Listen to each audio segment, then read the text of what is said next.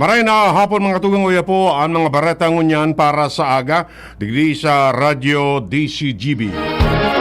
Mga baretang maruluwa sa aga sa mga dyaryo nasyonal. Enot sa PBN DCGB sa mga baretang unyan para sa aga. Ipinatob na ang dakulang rollback kan Petron Corporation sa lane as in Phoenix sa presyo kan liquefied petroleum gas. Maabot sa 5 pesos 90 sentimos kada kilo ang bawas sa presyo kan Petron sa LPG mantang 5.18 sa kada kilo kan Phoenix LPG. Nagpoon ang direktiba kasubagong maaga.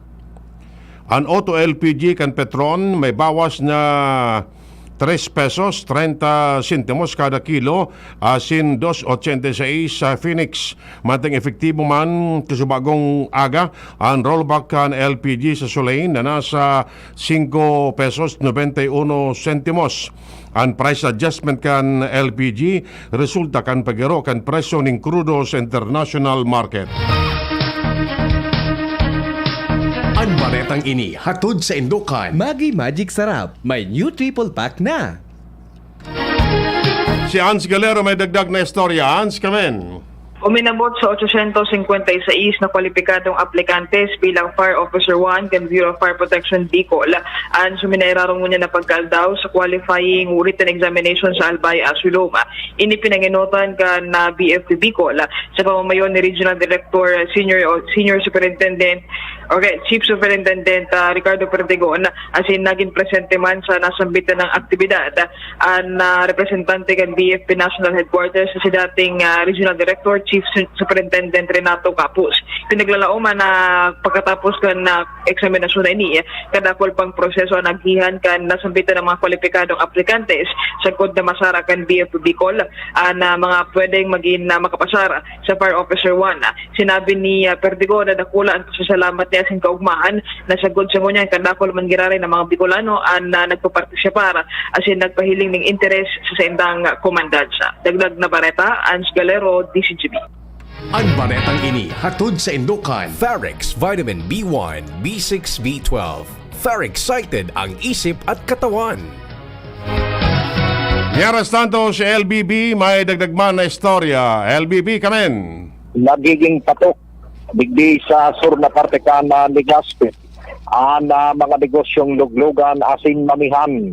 Ini ang nanataran ka na DCGB News digdi sa mga harayong barangay puon sa barangay Taysan, barangay Humapon sa digdi sa may barangay Imaldod, pasisiring man sa barangay Bangkerohan na kung saan talagang pinagdudurumog o kaya pinagpitiripunan ni mga nagkakapirang mga tao ang mga nasambitan ng bagay.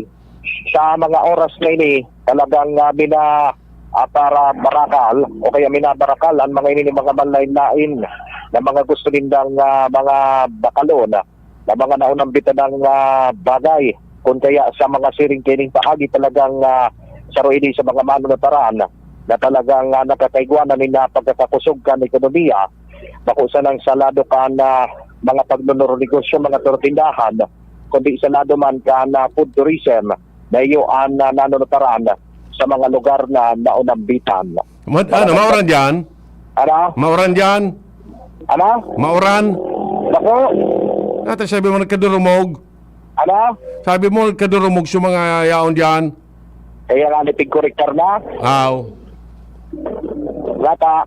Sabi mo, di durumog. Di durumog? Oo, kaya mauran kayo dyan. Inurumog? Kaya ani.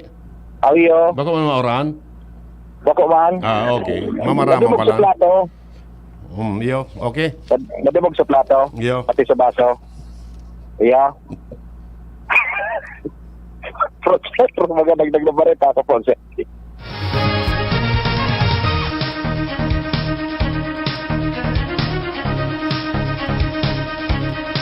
Mientras tanto, dahil na-confirmar kan Commission on Appointments ang position kan 5 appointees ni outgoing President Rodrigo Duterte.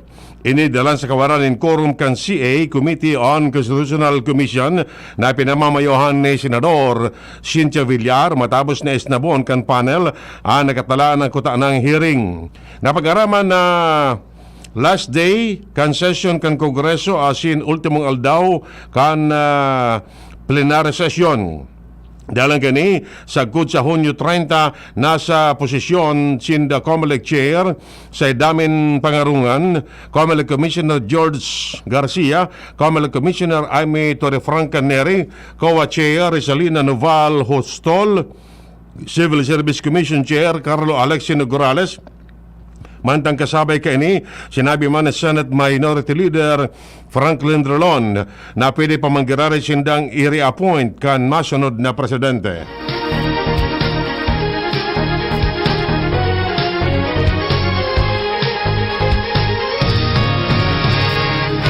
Ibinulgar ni COMELEC Commissioner George Garcia na dakulang kantidad in kwarta ang pig-withdraw sa Ilocos Sur. Base sa vote buying report kan Anti-Money Laundering Council, sinabi ni Garcia sa hearing kan Senate Electoral Reform Committee, mananangod sa reklamong naresibi kan full body na aligadong pamamakalin boto kan nakaaging eleksyon. Alagad, dahil ipagdetalye kan pool official kung gurano kadakula kan kwarta na pig-withdraw sa Ilocos Sur. Sa tao kan pagdangog, nagkaro pa si Senador Amy Marcos, pamayo kan nasabing committee asin dating Ilocos Governor sa pagsasabing bako siya nag-withdraw asin kataning sinaninda ang Ilocos Sur. Mantang nasa 940 na reklamo ang naresibi kan Task Force kontra Bigay sa sendang Facebook page, mantang 171 man sa email asin 105 ang hali sa sendang Law Department. Pigproponer ni COMELEC Chair sa damin pangarungan ang mas magabat na multa kontra sa mapapatunayan na guilty sa vote buying. Bagay na pinaboran man kan senador. Dagdag na bareta alig dyan sa luwa si Joshua Bino. Joshua, kamen. Formal nang naigawgaw sa mga job order as in regular employees kan Bicol Regional Training and Teaching Hospital o BRTTH ang sweldo as in one COVID-19 allowance kan mga ini matapos ang perang aldaw na pagka-delay kung saan ang pigtuturong rason ni Finance Officer Natalie Cadag iyo ang pagkakaiguan ng system error sa automated system entry kan land bank as in kanaon ng bita ng ospital. Sa ngunyan, maugmaan mga empleyado kan BRTTH na nakaabot na sa indang pinaghalat-halat na bunga kan sa indang aldaw na pinagpapagalan na katakod kay ni tinuguro ni Cadag na sa mga masunod pang mga aldaw mas magiging maingat na ang sa indang opisina lalo na pag-abot sa pagpapasweldo sa mga empleyado tangani dahil na mautro ang siring na nangyaring problema. Dagdag na bareta, hali sa luwas, Joshua Bino, DCGB. Nakipag-meeting ang nagkaparang senador asin kongresista kay ilihidong Presidente Bongbong Marcos asin tinukar ang legislative agenda o mga propestong lakdang na kaipuan tawaning prioridad kan papalaog na 19 Congress. Karibanan sa pagtiripon sinda Senador Nancy Binay, Bato de la Rosa, J.V. Ejercito, Jingoy Estrada, Lito Lapid, Loren de Gasta, Auligarda, Ralph Recto, Bong Revilla, Rafi Tulfo, asin pinanginutan sinda ni Senate Majority Leader Mig Subiri. Ang contingent man kan Kamara pinanginutan ni House Majority Leader Ferdinand Martin Romualdez. Nanot na binanggit ni Subiri na sinugo sinda ni incoming President Marcos na ilatag tulos ang agenda para sa siyang primerong State of the Nation Address o SONA. Tanawan nindo ni Subiri na may gusto ng bagong presidente asin gusto kay ni na aksyon tulos. Nangako man si Subiri nagigibunin dang mga legislador ang gabos para umangat ang buhay kan lambang Pilipino.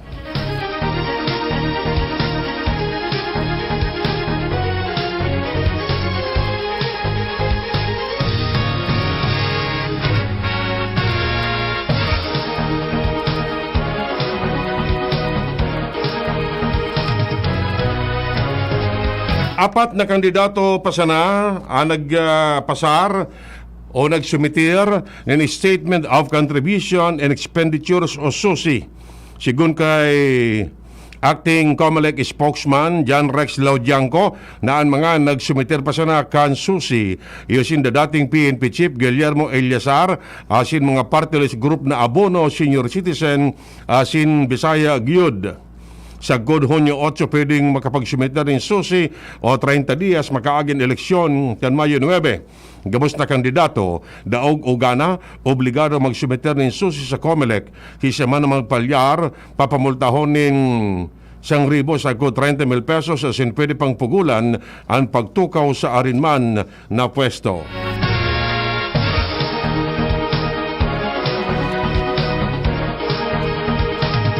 Handa ang Philippine Genome Center na mag-sequence nin suspected sample nin monkeypox virus na posibleng maglaog sa nasyon. Sigun kay Dr. Cynthia Saloma, Executive Director kan PGC, na nag-coordinate na sinda sa Epidemiology Bureau kan Department of Health para sa mga samples na ipapadara maging ang pagbilog ng protocol. Inotong sinabi ni Health Promotion and Communication Service Director Dr. Beverly Ho na difficile maaraman kung may monkeypox ang sarong tawo. Alagad, kay puan manggarara ining ma-examine marhay para maaraman kung chickenpox o bulutong sana naulakitan ang sarong individual. Ang monkeypox virus minalakop sa paagi kan close contact na daipang available na bakuna sa bilog na kinauban.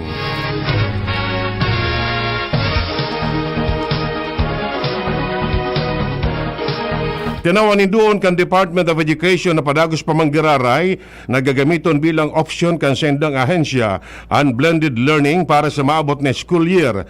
Sigun kay Education Secretary Leonor Briones, day lion kan Pilipinas, ang blended learning apisar kan pag-inganyar sa mga pampubliko asin pribadong eskwelahan na magkondukta nin personal na klase para sa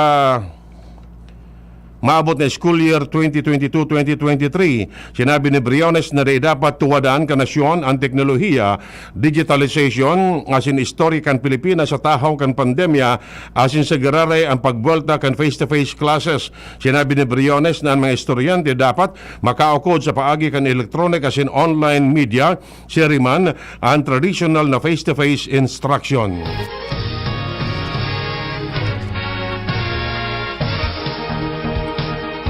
Ipinahayag ni Dr. Ted Herbosa, Medical Advisor ka National Task Force Against COVID-19 na kung siya naapoton, kontrolado na ang COVID-19 situation sa nasyon. Sinabi ni Herbosa na dakol ang may protection sa laban sa virus mantang 71 milyones na ang fully vaccinated sa nasyon.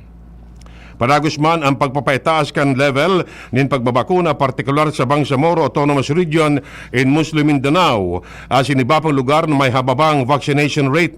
Sinabi pa ni Herbosa na efektibo man ang ipinapautob na strategy o ang prevent, detect, isolate, treat, reintegration.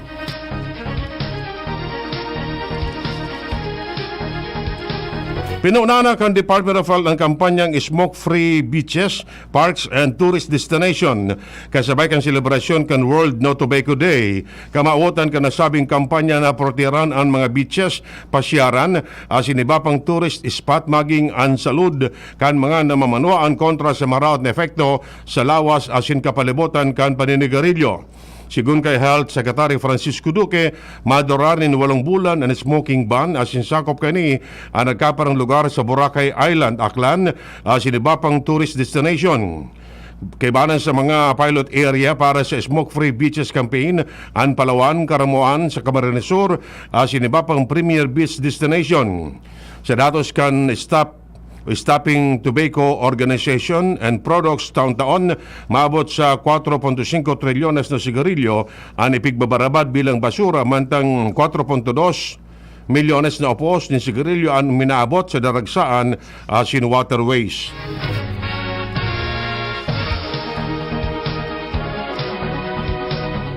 Nasalidana nin down casing an scheme o modus na pigigibo ka nagkaparang mga hospital o healthy case providers sa mga miyembro kan Philippine Health Insurance Corporation o PhilHealth. Inanaging patanid kan PhilHealth sa Ampang kan pagdangog kan Special Committee on North Luzon Growth o Quadrangle sa Kamara. Kinonfirmar ni PhilHealth Office of the Area Vice President for Area 1, Walter Bacaresa, na maski bako patalabak, may mga nadadangog naman sindang sharing na informasyon na bagong modus ka nakaparang healthcare facilities.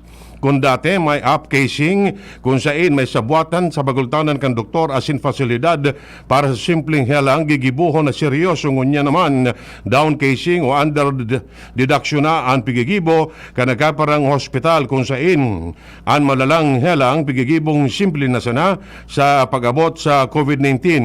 Ini dahil sa takot kan mga hospital na di mabayadan kan PhilHealth ang klamar.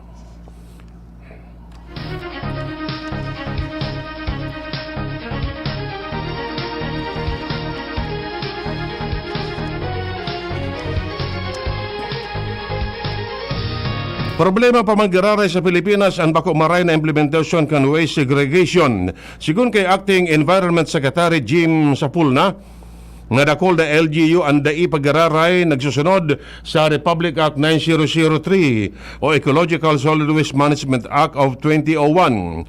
Ini ang lay na nagtataonin mandato sa pagsiparar kan basura o segregation sa barangay level. Tanaman doon kan hospital opisyal na ang responsibilidad sa solid waste na kasalalay sa LGU dahil technical na tabang asin suporta sa ang kayang itao kan gobyerno.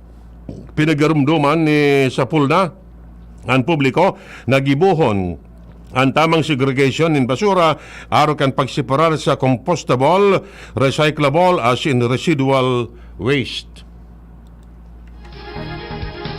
Iyan mga tugang ang detalles kan mga bareta ngunyan para sa aga digdi sa Radio DCGB. Sa pagkara kan mga pagiriba, Nemes Flora sa lado teknikal as in Richard Astor sa IT. Ako po si Edwin Peralta nagsasabing salamat kan sa inyong pagantabay. Radyo